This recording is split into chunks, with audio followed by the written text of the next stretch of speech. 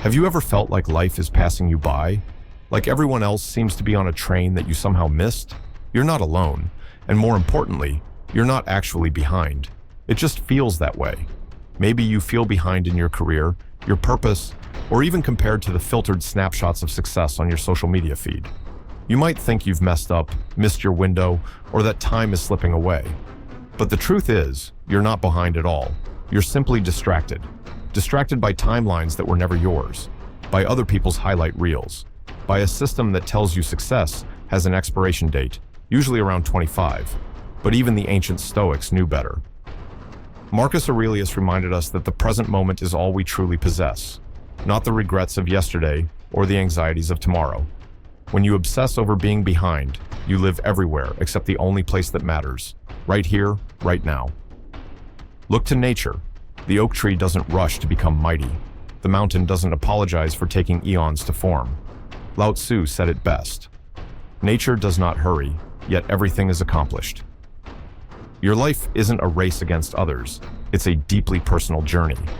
The Buddha warned that comparison is the thief of joy, and every time you measure your progress by someone else's path, you dishonor your own.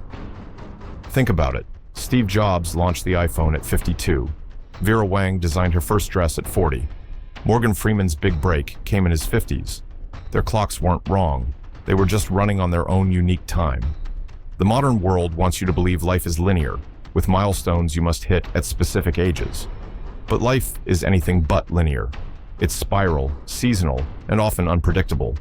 There are seasons for growth and seasons for rest, moments of rapid change and periods of stillness. What if your feeling of being behind is actually your soul resisting a path that isn't truly yours?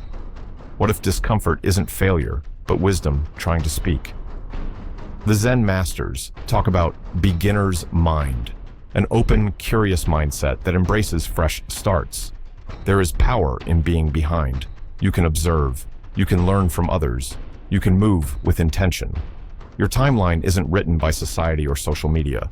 It's written in the language of your soul, your deepest purpose, your unique rhythm, your individual path.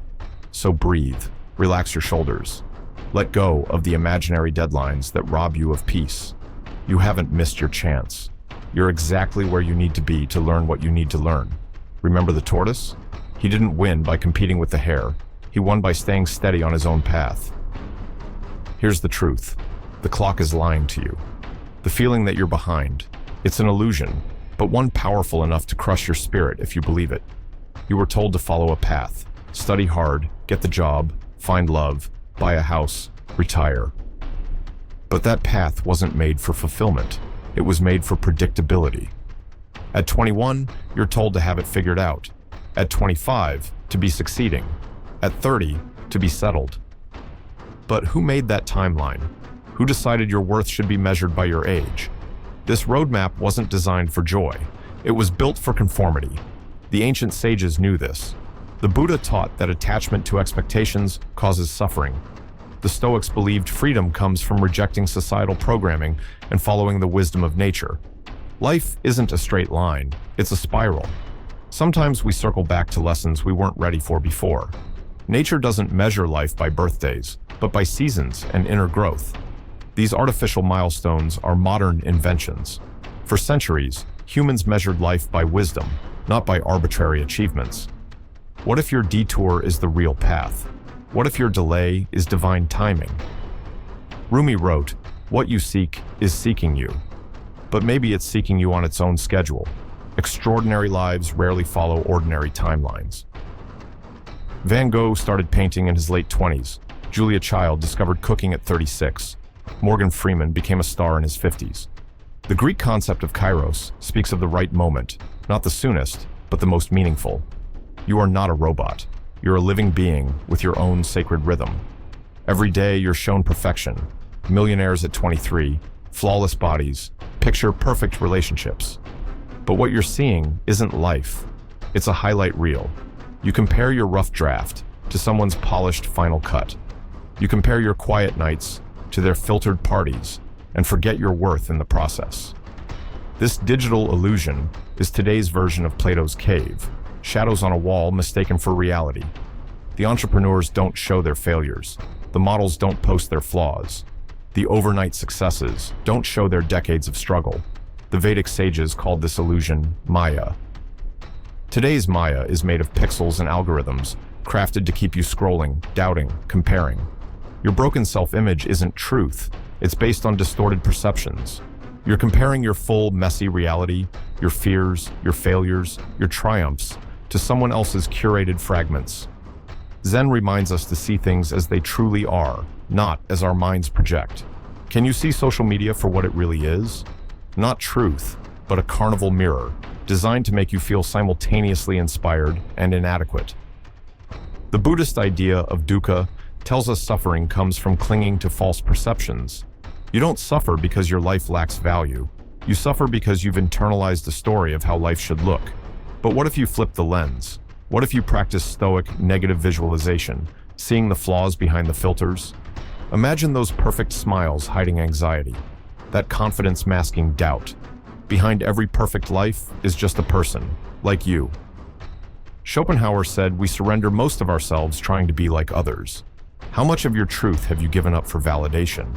How many real joys have you dismissed because they wouldn't look good on Instagram?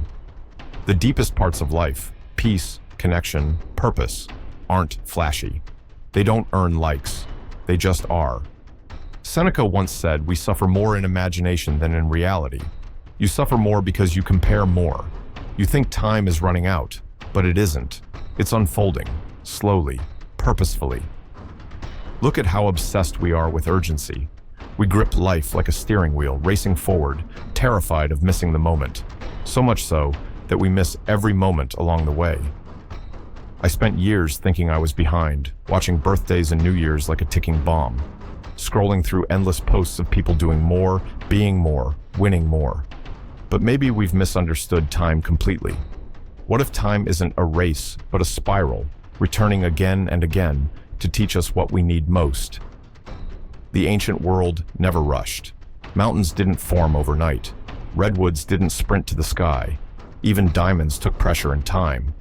In Taoism, there's a concept called Wu Wei, effortless action. It means letting go, not forcing, trusting the flow. The river doesn't compare itself to others. It doesn't skip the slow parts. It simply flows, finding its way around every obstacle with quiet strength. What would your life feel like if you stopped fighting your own timing? What if your delays are protection, your setbacks, redirection, your waiting, sacred preparation?